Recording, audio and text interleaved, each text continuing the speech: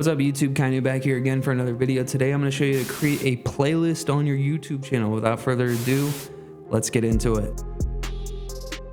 Alright, so here we are on my YouTube Studio dashboard. All you're going to do is come over to the far left and click on content. Once you click on content, then go ahead and click on playlist. If you don't have any playlist here, how you're going to create a playlist is go up to the top right to create, click on create, and then click on new playlist. This is going to pop open a create a new playlist screen. You're going to have title, description, visibility, public, private, or unlisted, and then default order. You can do date published newest, date published oldest, most popular, date added newest, date added oldest, and then manually sorted in YouTube. And then once you do that, you enter in the title, the description, and then both visibility and sort order. You can go ahead and add specific videos you want to add to the playlist, and you just check them off one by one.